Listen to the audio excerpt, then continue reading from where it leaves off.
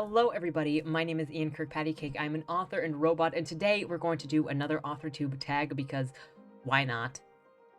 I don't know if it's helpful or fun for anybody, but why not? Today is going to be a writing process author tag, so I'm going to tell you all about my writing process. I have nabbed this from the Bookish Pen Babe, which I will link her YouTube down in the description below because thank you for this tag. And before we get started, a couple of things. LBRY for August is currently open. Check that out in the description below if you would like to answer the prompt and have your story read on this channel. Number 2 is check out the Pitch Fit, where you send me the pitch for your book, your indie book, and I will pitch it on this channel, so hopefully authors and readers will find each other. The other thing is, if you enjoy what I do on this channel, please remember to like it, share it, subscribe it, participate in the comments, and let me know your thoughts on anything that's discussed on this channel. I love hearing from you guys. So with that said, let's get into the questionnaire. Number 1, what genres do you write? I tend to write satire, some comedy, because I would say the Elephant Box is not satire. It's just kind of... No, the Elephant Box is totally satire, never mind. And speculative fiction, which would fall horror, some soft sci-fi like space opera. Two of my future project. One of them is a space opera, and the other one is a dystopian futuristic society. So you've got that going on. Horror, magical realism type situations. I like to mix the fantastical with the real life, so you'll see that. Supernatural thriller, just think morbid but not total reality. That's kind of where I go. What setting gets you most productive? Usually a quiet setting where there's no distractions. I get very easily distracted or overwhelmed by stimulus around me, lights, moving people, anything that, lots of stuff moving. If you've got a lot of sound, if you've got conflicting sound, like different conversations happening on top of music, can't do it.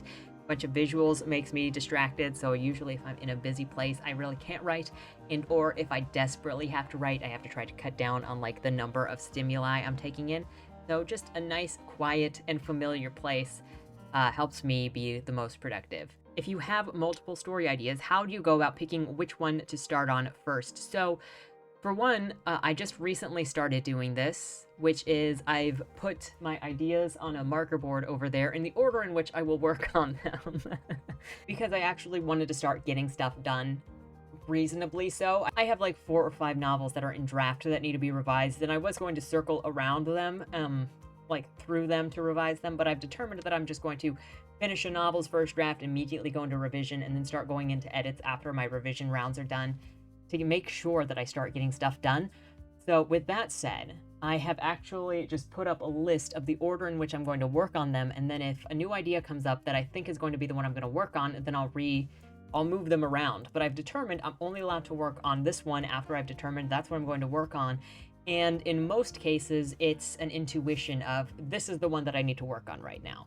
So unless I very professional-like say this is the one that needs to go up next because it's going to be published sooner, unless I have a really strong intuitive kick that says work on this one right now, like I did with Bleed More, Body More, then it just goes on the list and I put it where it feels like is appropriate. Do you outline? No, not really. The majority of my writing process requires that I find out who my main character is, what their voice sounds like, where they're starting, and some kind of immediate incident that's going to happen. So I don't really have an outline.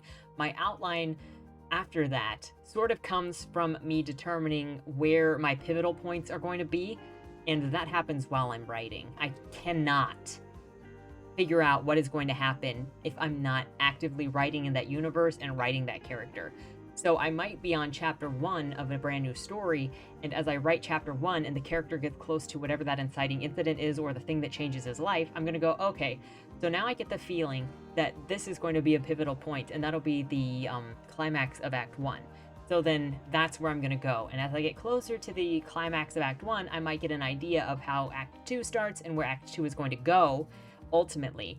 But I don't know all of the little things that are going to go between that. I generally just learn as I write what my pinpoint pricks, like 3 or 4 pinpoint pricks are that I need to get to in order to tell the story. And that's pretty much as far as my outline can go. I guess sometimes as I'm also figuring out those pinpoint pricks, I might figure out, okay, I have this chapter I need to do, and then this, and then this, and then this. But those just become lists of ideas of where the story needs to go. I guess an outline. but they come as I write. Like with Boom Boom Boom, I knew that my main character needed to 1, meet the sponsors, 2, fly to America, 3, escape from his handlers, and then 4, there was the climax. Oh, and then he also had to meet the girl. So I used all of those to guide me, and eventually I also learned some things that go between those that get me from point A to point B, from B to C, C to D. And I'll fill out those with just like a line of, oh yeah, and now I need to do this, and now I need to do this, as I write in the story. But I really don't write much of an outline before I actually start working on the story. Does that make any sense? Do you start your first draft with pen and paper, typewriter, or a computer? A computer. Unless I'm out somewhere and I just get this idea that I have to write down so I can put it on my computer, it's on the computer. What do you do to get through writer's block? I set a timer for 10 to 15 minutes, and I force myself to write for those 10 to 15 minutes. No stopping, no editing, no thinking, just write whatever trash comes out. And I will continuously do that. I will do that when I'm writing my novels. I will do that when I'm writing short stories, that it just forces me forward, and I can go back and fix it in revision. But usually when writer's block happens, it's because you're not moving forward, and once you force yourself down a hill again, you build that momentum, the writer's block clears up. So it's really just about forcing yourself to build momentum again, in my case. And it's worked for me every time that I've done it. It's painful, for sure, but it eventually gets you through whatever you're stuck on, and then you're past that point.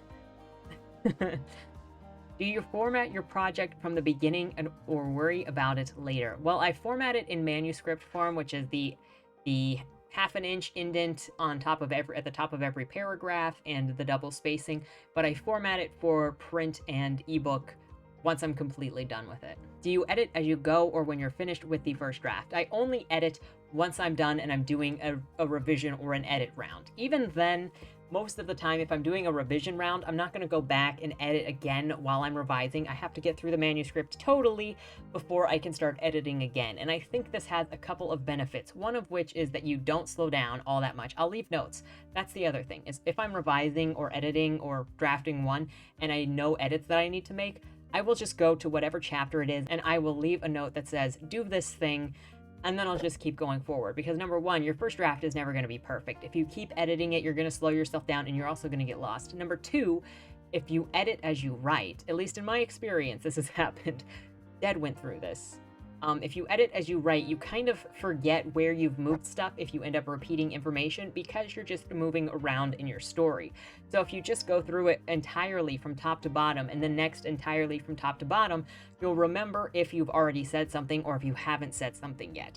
It also helps me to be more concise, and it helps me stay focused if each of the times I go through my book, it's for a specific purpose. So if the first time going through is draft one, just get from top to bottom, we're good. I don't have to worry about any of that. If the next time I go through the book, it's for revision and I'm editing all of this stuff out or changing scenes entirely, then I don't have to worry about some of that other stuff. And it can just be so overwhelming to think of every little thing that you want to do or want to edit. If you separate it into separate jobs, whatever, it's not that dastardly to go through the book like 5-10 times, separate times. I think it does actually save you time, and you don't end up repeating as much information. After you finish your draft/manuscript, how long do you give it a break before you start going back over it, or do you give it a break at all? So originally, and I should say actually a year to a year and a half ago, I was doing a draft and then setting it aside and then doing a new story and then setting it aside.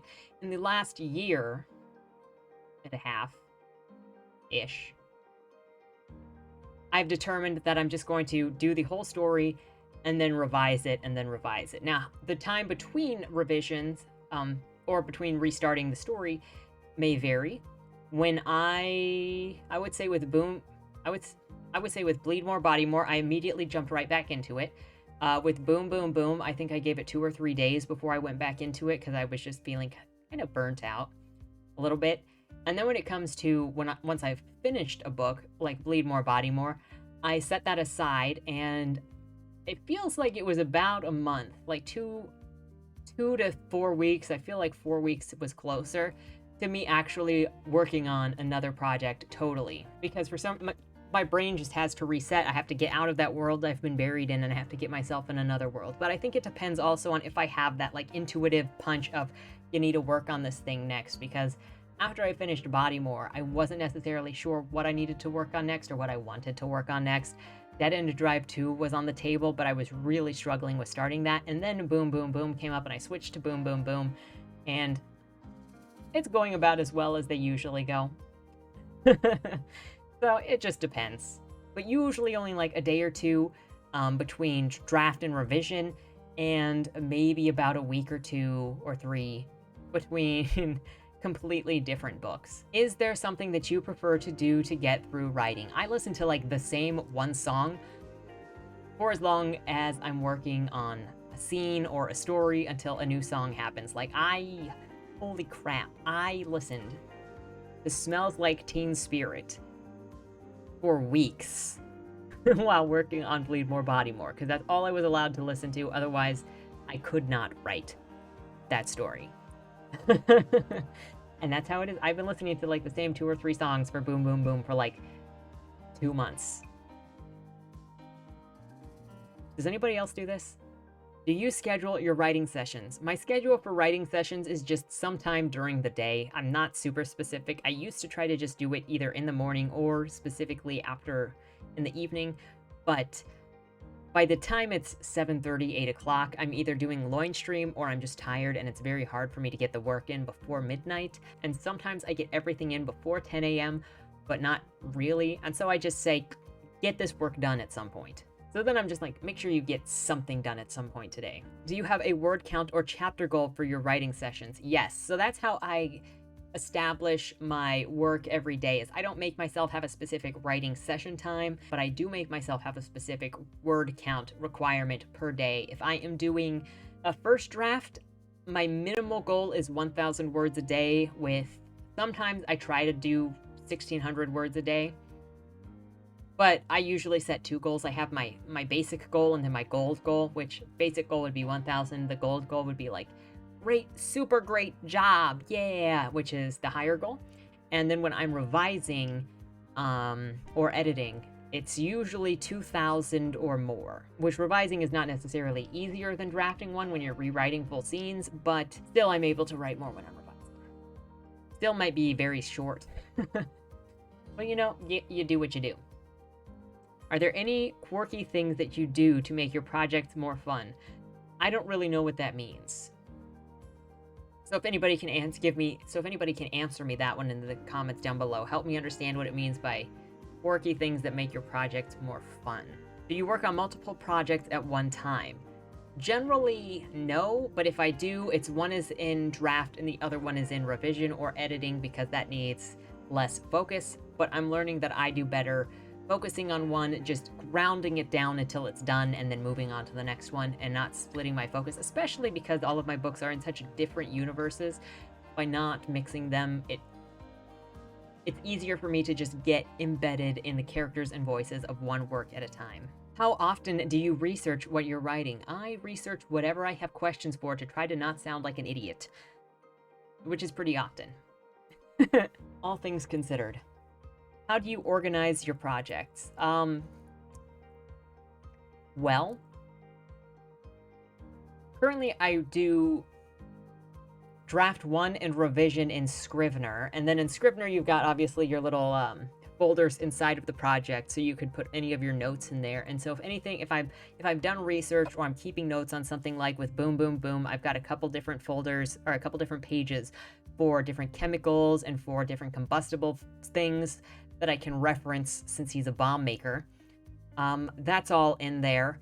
I have any of my extra notes of dialogue or scene things that I want to happen over there in my side notes. And so all of my revision and my draft 1s are in Scrivener. And then once I'm out of revision and not doing any heavy duty edits, I am in Microsoft Word and I'm making edits in there.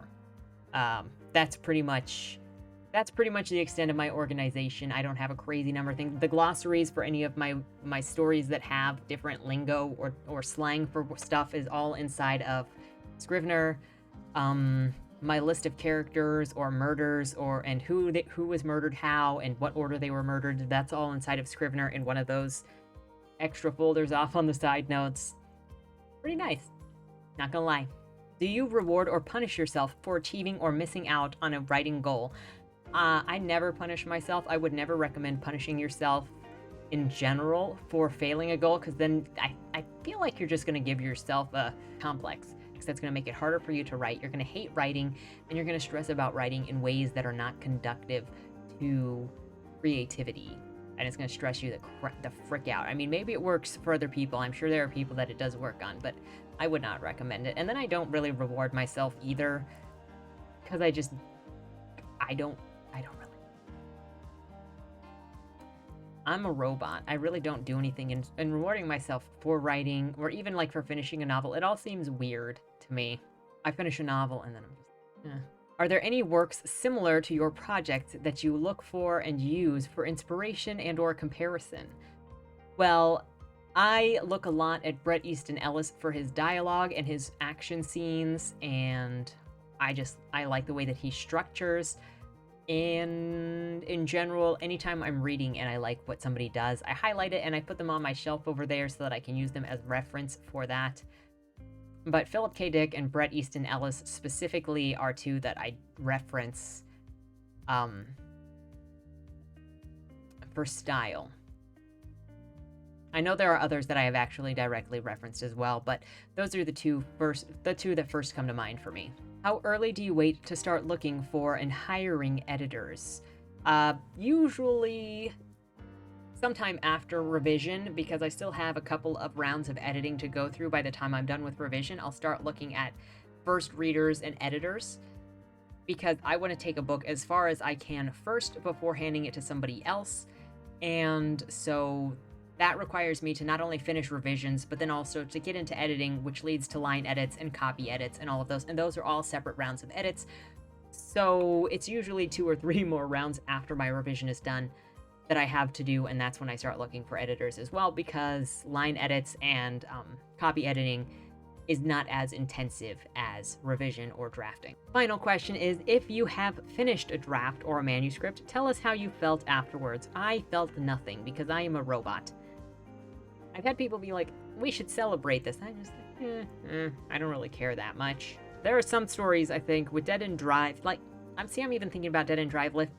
I really don't feel, I'm even thinking of when Dead End Drive was published and launched, and I really didn't feel anything. I think Bleed More, Body More might have been, my brain just empties. Like, my head will get obsessed with whatever I'm working on, and then finally, when it's closed, it'll get put away, and it's over, basically. But I don't really feel anything about it. And I've always wondered if other authors genuinely do feel something when they've finished something.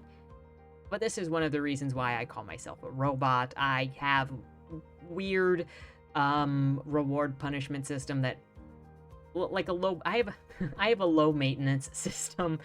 I really don't respond to a lot of external stimuli like that, to the point where I'm like, oh, this is a great thing. I'm just like, and it's done. Time to what's next. Time to what's next. We got to get to work on the next one. It's only like number 3 out of 40 million that I have right now. Did I tell you that I've come up with like 4 new ideas in the last 12 months? They never end. They never end. So really, one process ending is just, okay, now what?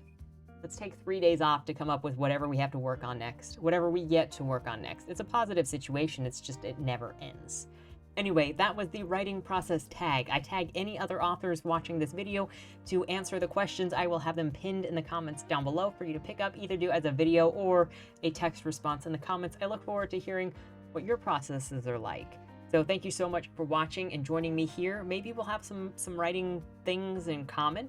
I will pin this questionnaire down in the comments below so you can do it yourself, either as a video or as a comment or text on your website. I look forward to hearing what your answers are. With that said, thank you so much for watching. Have a great weekend. Happy Thursday, and don't die.